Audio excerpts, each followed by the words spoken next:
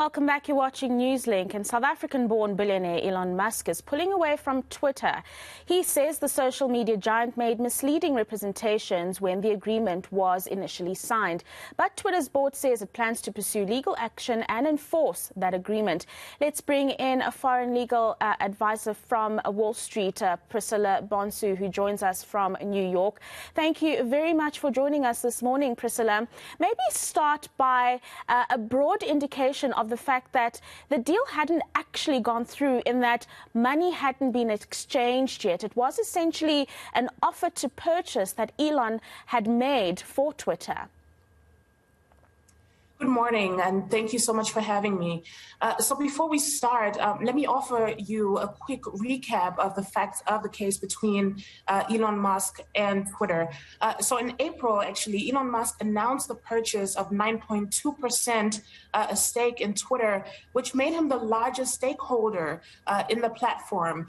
This was months after he criticized Twitter for a number of reasons, ranging from the lack of added functionality to the platform's approach to monetization and moderation. And the assumption here is that the criticisms voiced by Elon Musk were rooted in having been heavily fined by Twitter for improper conduct of Elon Musk on the Twitter platform.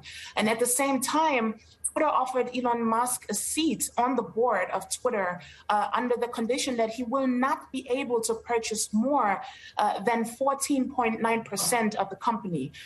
Elon then declines this offer, allowing for the assumption that he's actually planning to increase the number of shares that he holds in the company. And then he announces his offer to purchase Twitter for $54.20 a share, a total of $44 billion, and adds that the company would actually thrive as a private company as opposed to the public company that it has been up until now. Then in May, Elon Musk announced that the deal had been put on hold due to an investigation into the number of bots on the platform. Twitter has been claiming that its proportion of bots is not higher than 5%, which is actually likely in line with that of Facebook. So this could be seen as some sort of strategy to drive the price down, or as a way to save face if the deal actually falls through. That's very immediately interesting. Thank you. So immediately after the share price of Twitter tanked sharply by around 25%, Twitter started blaming Elon Musk's announcements and general conduct for the price drop. And in turn, Elon Musk then accused Twitter of having downplayed the issue of the bots on the platform. So apparently, Twitter offered Elon Musk access to all data, which is related to the concurrent users. And again, the goal here was probably to keep Elon Musk from leaving the deal on the table. Now, this month, Elon Musk announced that he's walking away from the deal due to multiple breaches of the agreement with Twitter, such as the proportion of bots, despite Twitter's efforts to prove that only 5% of its user base is spam bots. Now, the contract itself between Elon Musk and Twitter, there is a specific performance clause, which basically forces Elon Musk to buy the company or pay a penalty, or even pay $1 billion for the non-performance under this binding merger agreement. And should the deal now be enforced by the Chancery Court in Delaware, then this would place the world's richest man in charge of one of the world's most influential social media platforms, which hasn't happened before. Yeah, very, very interesting. And the clause that you mentioned there in terms of him having to stick with the deal. On the side of Elon, though, Priscilla, does he have a leg to stand on legally when it comes to him pulling out based on the arguments he's put forward about Twitter?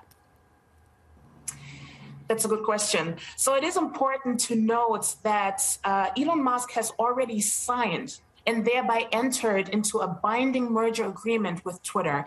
This can be considered the final stage of contract or deal making. So this enables Twitter to ask the Delaware Chancery Court to grant specific performance under the terms of the merger agreement.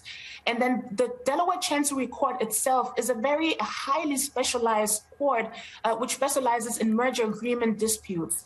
And to quickly explain what specific performance actually means, it is a remedy which is available in contract law to ensure that one party to a contract performs their side of the deal. And through specific performance, a court orders a party to a contract to perform where the simple monetary damages are not an adequate remedy. However, we do have to keep in mind that monetary damages and specific performance are not mutually exclusive. In other words, it is also very possible that Elon Musk will be ordered to pay damages and still perform under the agreement.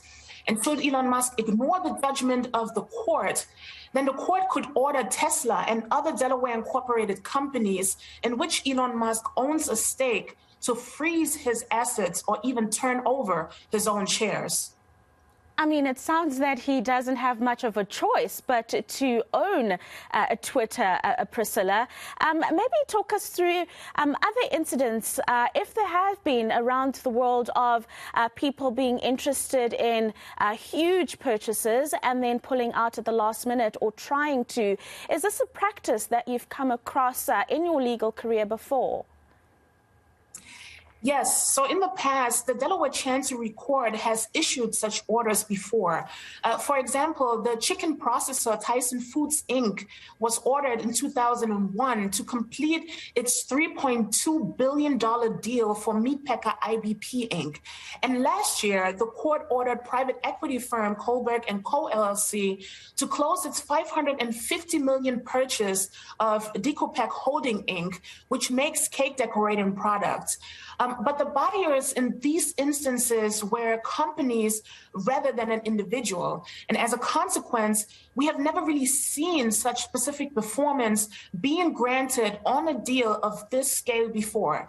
So yes, in some respects, I would say this is rather unprecedented. Indeed, unprecedented. Priscilla, very, very interesting insights there. Thank you very much for your time this morning.